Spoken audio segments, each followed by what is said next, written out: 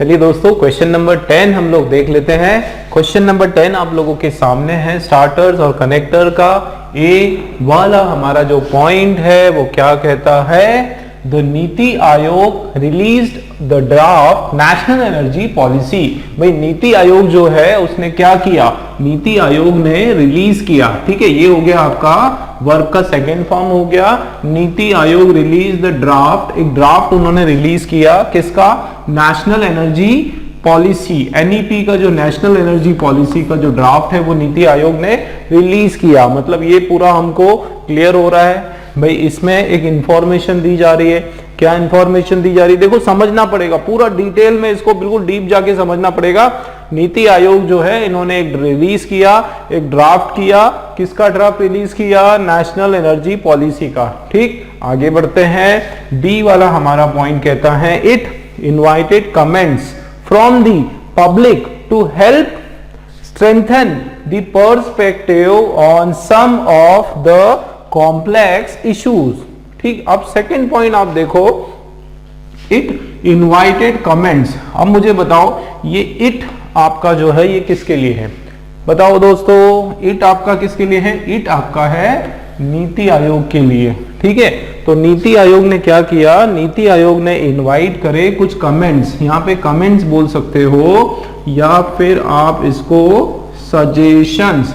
क्या इनवाइट किया उन्होंने, कुछ कमेंट्स या कुछ सजेशंस उन्होंने बोला कि भाई आप इस पे जो है अपना टेक, अपना कमेंट्स या सजेशन दो। किससे लिया इन्होंने कमेंट्स, फ्रॉम दी पब्लिक से लिया। क्या रीजन था, क्यों लिए कमेंट्स, टू हेल्प किससे, टू हेल्प स्ट्रेंथन, जिससे क्या हो कि मजबूत हो। क्या मजबूत हो, strengthen the perspective on some, perspective मतलब कुछ विचार, ठीक है, कुछ on some of the complex issue.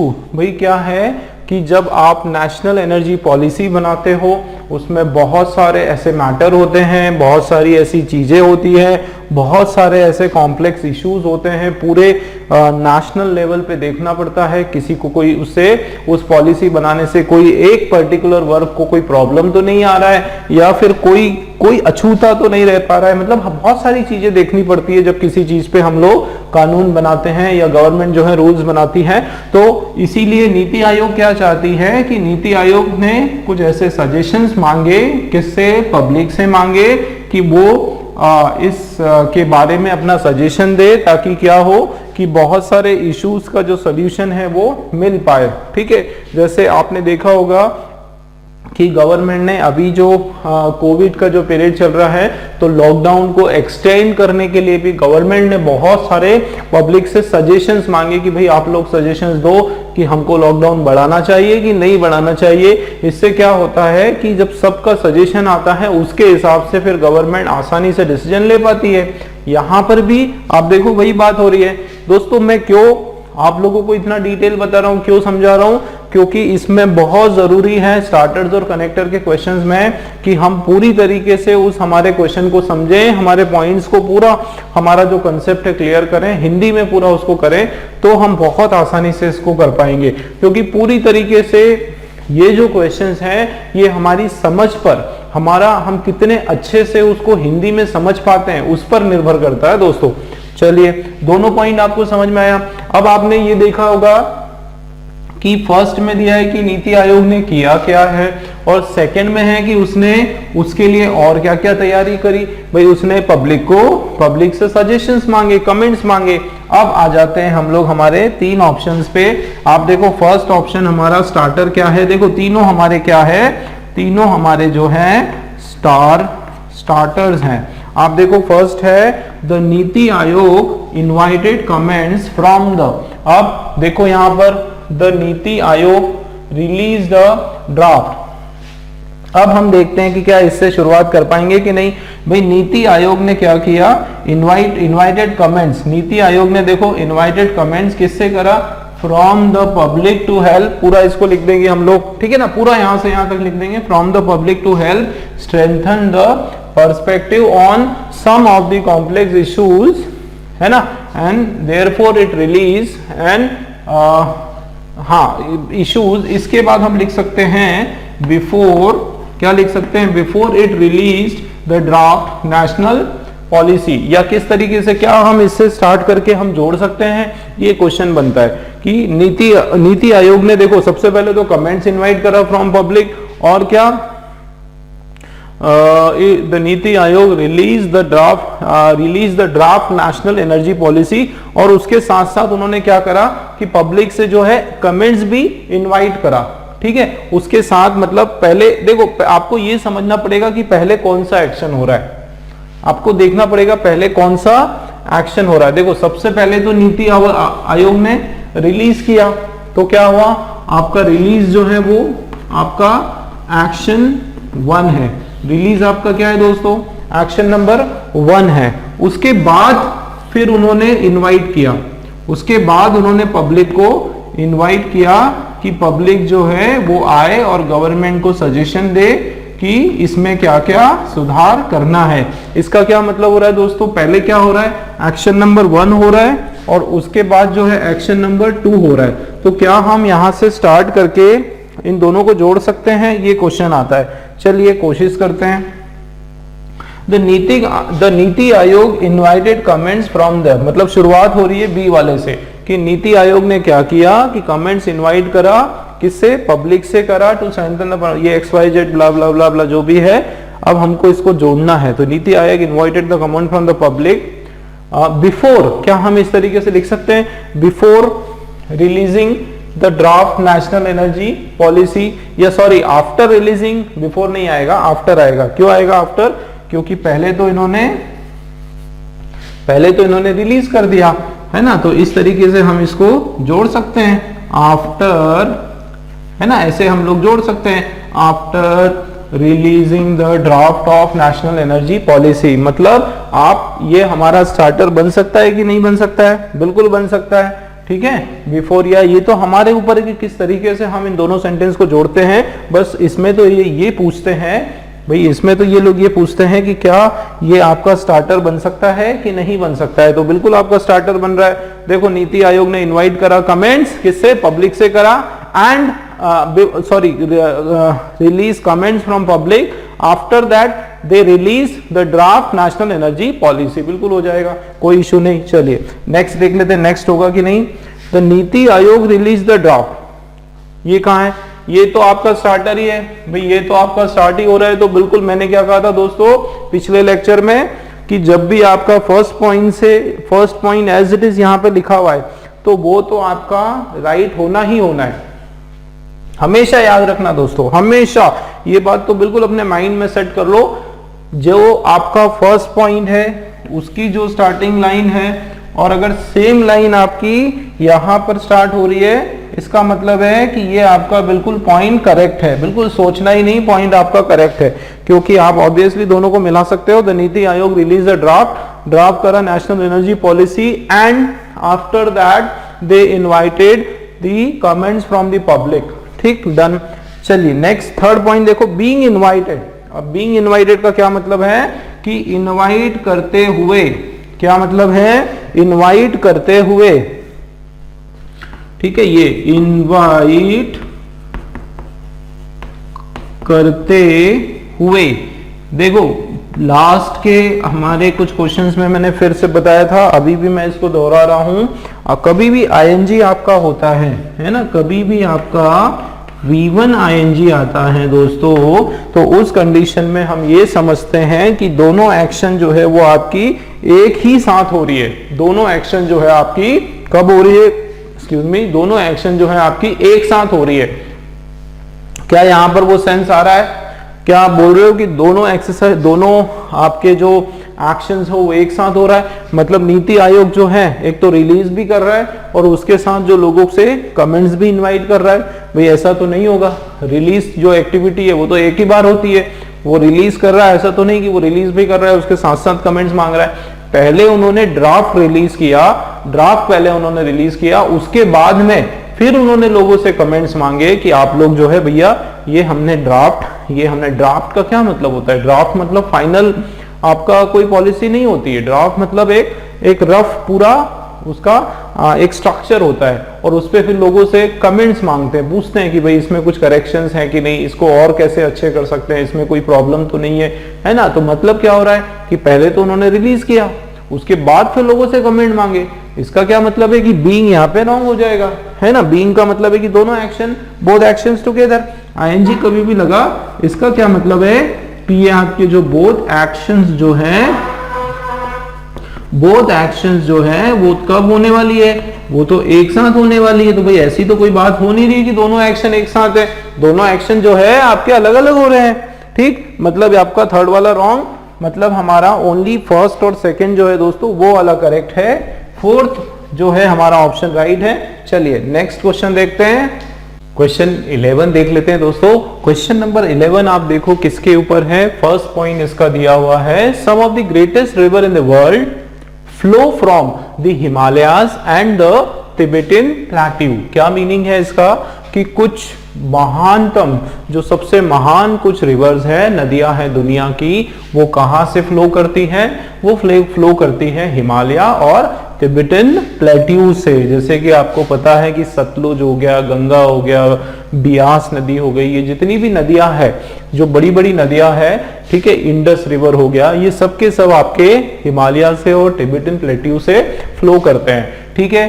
First point clear हुआ दोस्तों, बिल्कुल क्लियर हुआ। किसकी बात हो रही है, ग्रेटेस्ट रिवर्स की बात हो रही है। कुछ जो ग्रेटेस्ट रिवर है पूरे विश्व के, वो कहां से फ्लो करती है, वो आपके हिमालय से फ्लो करती है और आपके तिब्बत की जो प्लेट्यू है वहां से फ्लो करती है। अब आप सेकेंड पॉइंट देखो, दीज रिवर्स किसकी बात हो रही है, ये नदियों की, ये जो नदियां हैं, these rivers they are very essential. Essential का मतलब होता है they are very important. Important to किसके लिए, मिलियंस ऑफ पीपल, बहुत सारे लाखों लोगों के लिए ये इंपॉर्टेंट है।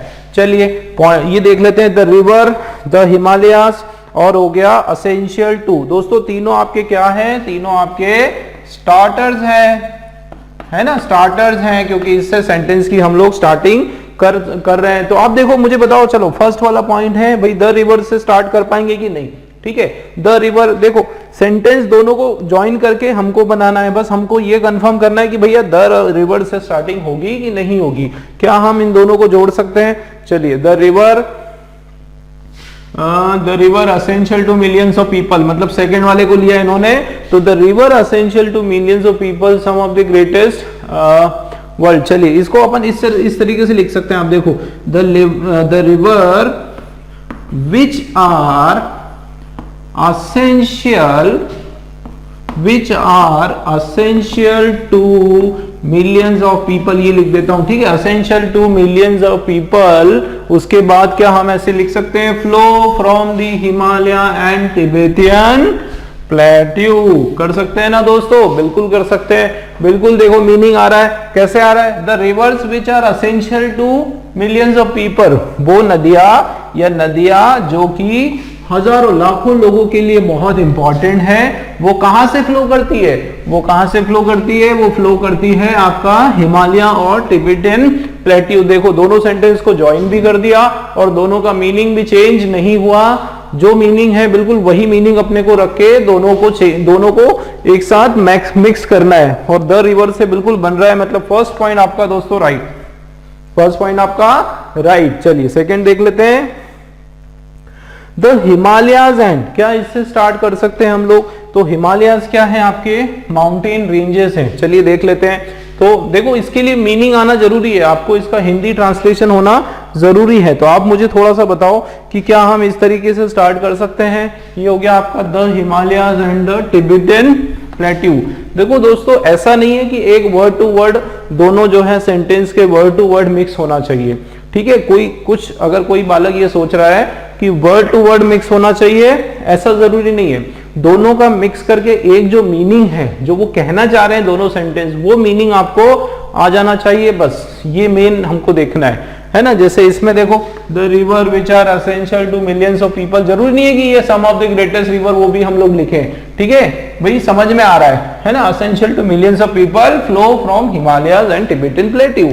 तो ऐसा जरूरी नहीं है कि कुछ वर्ड्स, सारे वर्ड आए, कुछ स्किप कर सकते हैं, मीनिंग चेंज नहीं होना चाहिए बस। चलिए, तो द हिमालयाज एंड कौन है? द हिमालय, यहां से शुरू करो, the Himalayas and the Tibetan plateau. तो हिमालयाज और जो तिब्बतन प्लेट्यू है इसको कैसे लिखेंगे बताओ? Himalayas and the Tibetan plateau are the mountains from where the greatest river in the world flow, and these rivers are essential to millions of people। ये तो मतलब आपका ये समझो कि सेंटेंस फॉर्म नहीं हो पा रहा है। कैसे करोगे आप? क्या फॉर्म कर पाओगे? इस स्टार्ट से the Himalayas and the Tibetan plateau, तो हिमालयाज बोलोगे लेकिन तिब्बतन प्लेट्यू बोलोगे तो प्लेट्यू थोड़ी माउंटेन्स है, तो कैसे बोलोगे? Himalayas and Tibetan plateau greatest river, बिल्कुल नहीं मैच कर पाओगे। मतलब आपका, आप ये हिमालय जो माउंटेन है यहां से आपकी स्टार्टिंग नहीं होगी, है ना। बिल्कुल ज्यादा अगर उलझन वाला हो रहा है, सीधा सीधा आपका एक कनेक्टर या सिंपल कुछ वर्ड लगाने के बाद ये ज्वाइन नहीं हो रहा है, इसका मतलब नहीं होगा। ठीक है, आप बिल्कुल आप ये मान के चलो कि हिमालय कैसे करोगे आप बताओ, चलो कैसे कंबाइन करोगे? The Himalayas and the Tibetan plateau. भाई इसको और थोड़ा सा देखो, हिमालयाज तो हो गया, ये तो माउंटेन रेंज है, लेकिन तिब्बतन प्लेट्यू जो है वो माउंटेन नहीं है, वो तो प्लेट्यूज है।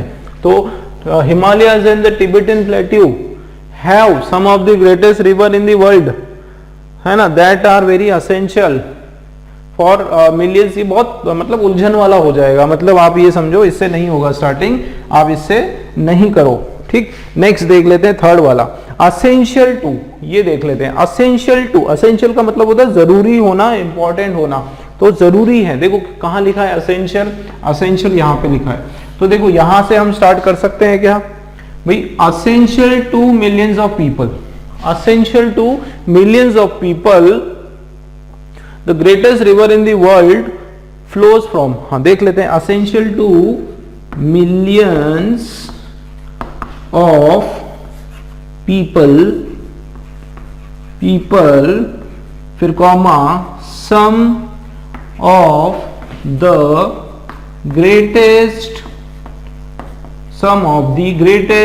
क्या लिख सकते हैं? some of the greatest river in the world flows from the Himalayas and Tibetan plateau। थोड़ा इसको मॉडिफाई कर सकते हैं, essential to millions of people, there are से कर सकते हैं कि there are some of the greatest, मतलब जरूरी जो मिलियंस ऑफ पीपल के लोगों के लिए, लाखों लोगों के लिए जरूरी है। और इस प्रकार के कुछ ग्रेटेस्ट रिवर जो है वो कहां से फ्लो करते हैं? वो रिवर आपके फ्लो करते हैं हिमालयाज और तिब्बतन प्लेट्यू से। तो दोस्तों समझ में आया?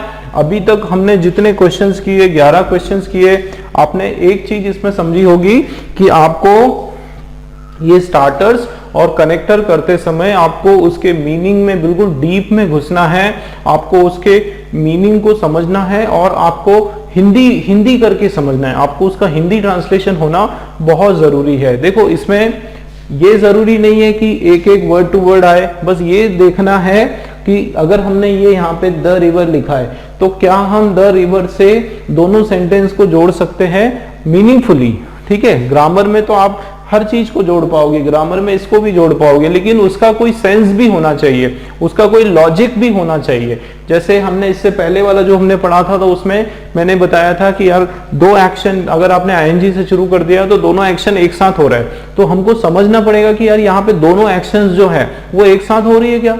अगर दो एक्शन पॉसिबल ही नहीं है एक साथ तो आपके ग्रामेटिकली आप सही कर रहे हो, उससे कोई फायदा नहीं, उसका लॉजिकली उसके मतलब में भी कोई चेंज ना आए। इस तरीके से आपको पूरा दोनों को ज्वाइन करना है, तो बहुत ध्यान से बहुत अच्छे से उसको पूरा एक एक वर्ड टू वर्ड पूरा समझना है, बार बार रिपीट करना है उसका हिंदी। इसीलिए आप लोगों ने देखा होगा कि मैं आप लोगों को जब एक्सप्लेन करता हूं तो पूरा एक एक वर्ड टू वर्ड में उसका पूरा अंदर डीप में हम लोग उसको स्टडी करते हैं बहुत अच्छे से। मतलब मेरा ये कोशिश रहती है कि ए और बी पॉइंट हम इतना अच्छा समझ जाएं कि हमको पहले ही पता चल जाए कि ये स्टार्टर हो सकता है कि नहीं हो सकता है। चलिए क्लियर हुआ किस तरीके से हम लोग अप्रोच कर रहे हैं इन क्वेश्चंस को, स्टार्टर्स को।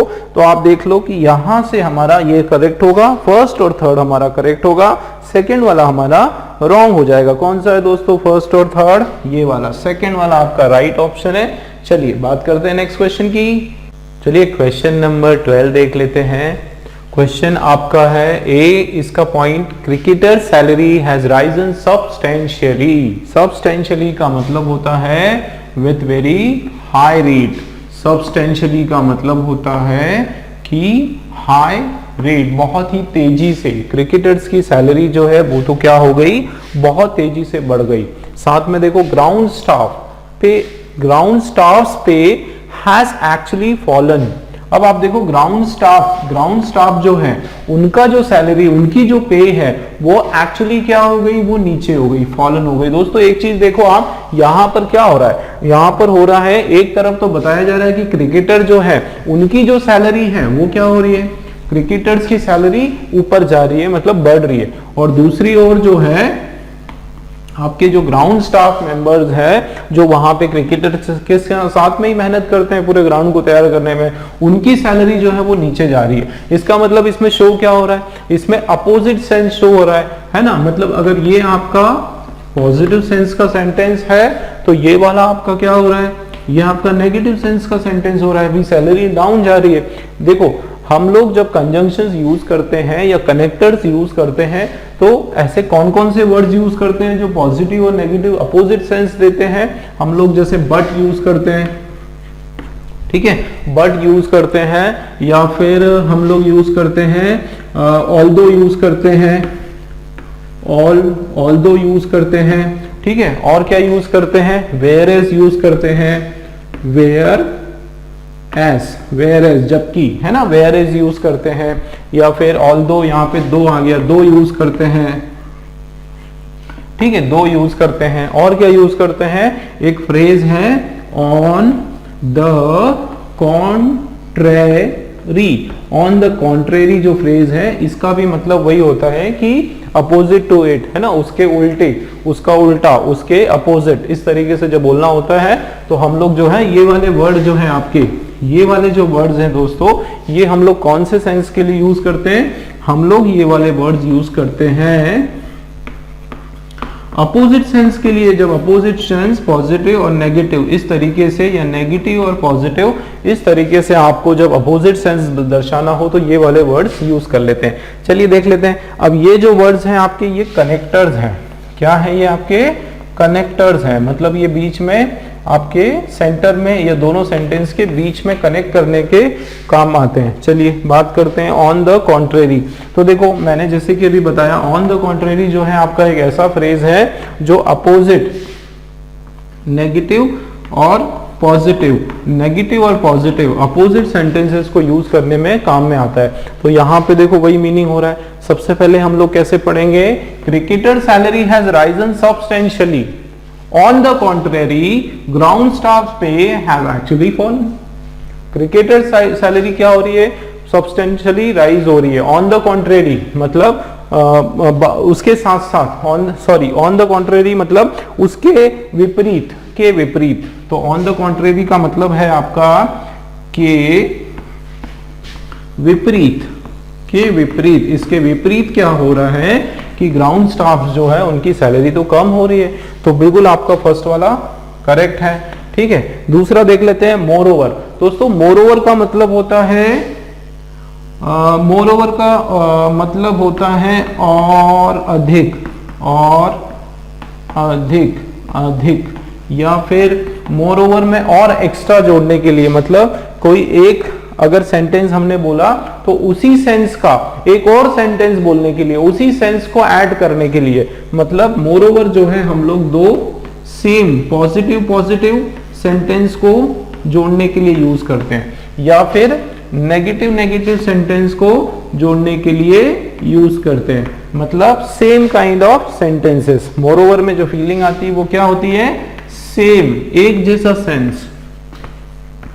सेम सेंस देने के लिए, सेम सेंस शो करने के लिए हम लोग मोर ओवर यूज करते हैं, ठीक है। तो मोर ओवर तो यहाँ पे आएगा नहीं, क्यों, क्योंकि हमको कैसा चाहिए था, यहाँ पे अपोजिट सेंस चाहिए था। फिर थर्ड वाला देख लेते हैं, डिस्पाइट। डिस्पाइट का मतलब होता है के बावजूद। डिस्पाइट का क्या मतलब होता है दोस्तों, के बावजूद, ठीक है, के बावजूद, इसके बावजूद मतलब होता है ना कि डिस्पाइट दिस, ऐसा होने के बावजूद जो है ये हुआ। मतलब आप देखो कि cricketer salary has risen substantially despite के बावजूद ग्राउंड स्टाफ जो है उसकी जो सैलरी है वो क्या हो रही है, के बावजूद उसकी सैलरी कम हो रही है। तो क्या हम लोग डिस्पाइट से इसको जोड़ सकते हैं? आप बताओ मुझे कि क्रिकेटर्स की सैलरी तो कम हो रही है, सॉरी बढ़ रही है, और उसके बावजूद मतलब वो होने के बावजूद जो है आपके ग्राउंड स्टाफ की जो सैलरी है वो कम हो रही है। तो देखो उसके बावजूद, तो इसका तो कोई वो नहीं है ना भाई, ये तो अपोजिट सेंस के सेंटेंस है।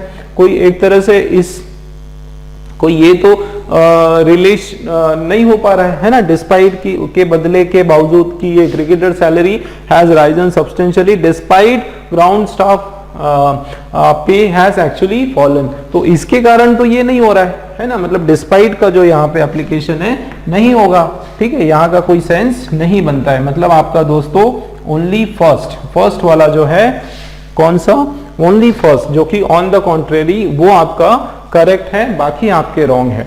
क्वेश्चन नंबर 13 आप लोगों के सामने है।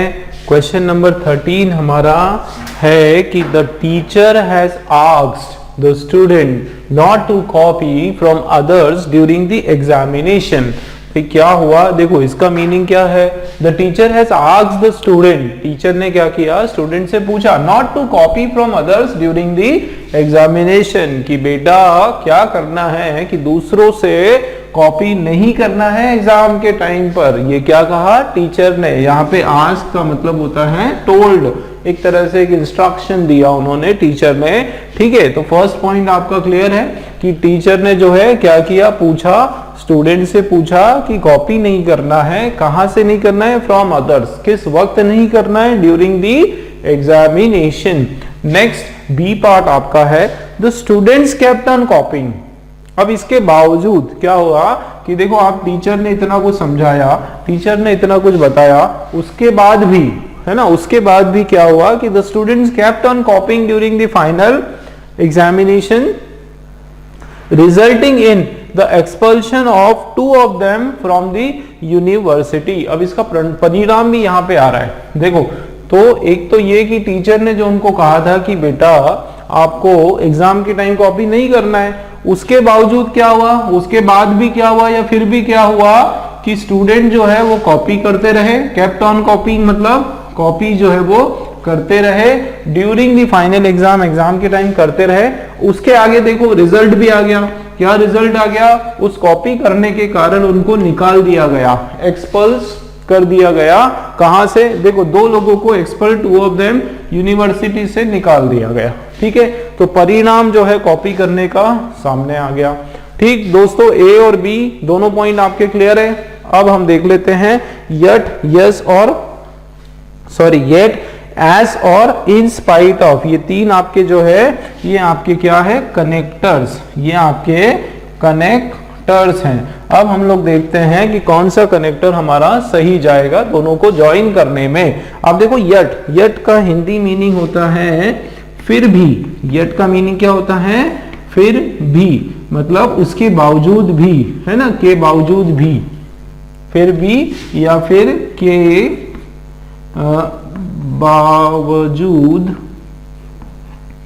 बावजूद भी, ठीक है, उसके बावजूद भी ऐसा कार्य हुआ, ठीक है। अब आप देखो कि अगर मैं ऐसे रीड करता हूं कि the teacher has asked the student, teacher ने स्टूडेंट से पूछा not to copy from others during the examination, yet, उसके बावजूद क्या हुआ, फिर भी क्या हुआ, येट द स्टूडेंट, देखो आप उसको ज्वाइन कर सकते हैं हम लोग यहाँ पे, yet the students kept on कॉपिंग, उसके बावजूद भी क्या हुआ या फिर भी क्या हुआ कि स्टूडेंट्स जो हैं वो कॉपी करते गए एग्जाम में, और उससे क्या रिजल्ट हुआ, परिणाम स्वरूप दोनों को यूनिवर्सिटी से ही पूरी तरीके से निकाल दिया गया।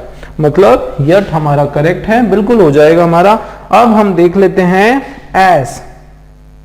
एज जो दोस्तों किस लिए यूज करते हैं हम लोग, एज यूज करते हैं कंपैरिजन में, किसमें, कंपैरिजन करने के लिए कि he is as smart as I, वो इतना स्मार्ट है जैसे कि मैं हूं, है ना, या he looks as a gentleman, वो जेंटलमैन की तरह, जैसे, है ना, जैसे, एस का मतलब होता है जैसे। तो यहाँ पे जो है आप देखो कि जैसे वाली तो कोई फीलिंग आ ही नहीं रही है। Teacher has asked the student not to copy the others during the examination as the student kept on copy, है ना, as तो होगा ही नहीं, दोनों पॉजिटिव सेंस में होगा तो as हो सकता है, पॉजिटिव और पॉजिटिव दोनों एक सेंस में होता है तो as आता है, मतलब as ऑप्शन आपका नहीं आएगा। अब हम लोग देख लेते हैं in spite of, in spite of, in spite of का अगर हिंदी आप देखोगे तो in spite of का मतलब होता है के बावजूद, क्या होता है, के बावजूद, के बावजूद। अब आप लोग बोलोगे कि सर ये भी आने वाला है क्योंकि के बावजूद यहां पर भी है और के बावजूद यहां पर भी है, पर दोस्तों मैं आपको बता दूं कि ये नहीं आएगा, ये गलत होगा। कैसे, देखो, the teacher has asked the student not to copy from others during the examination in spite of, देखो in spite of आ गया, in spite of the student kept on, in spite of the student, भाई ये of आ गया ना, इसके कारण ये नहीं आएगा। देखो दो तरीके से हम लोग इन स्पाइट लिखते हैं, याद रखना। अगर हमने लिखा, ये याद रखना, बहुत इंपॉर्टेंट चीज बता रहा हूं आप लोगों को, याद रखना कि अगर हमने लिखा केवल इंस्पाइट, केवल इंस्पाइट लिखा तो उसके बाद जो है हम लोग एक पूरा सेंटेंस लिख देंगे। मतलब ये जो इंस्पाइट जो होता है ये किसको डिफाइन कर देता है, ये पूरे सेंटेंस को डिफाइन करता है। अगर पूरा सेंटेंस का मीनिंग इसमें आ जाता है, ठीक है, पूरा सेंटेंस इसमें आ जाता है। लेकिन दोस्तों अगर लिखा कि इंस्पाइट ऑफ, तो जनरली क्या होता है कि इंस्पाइट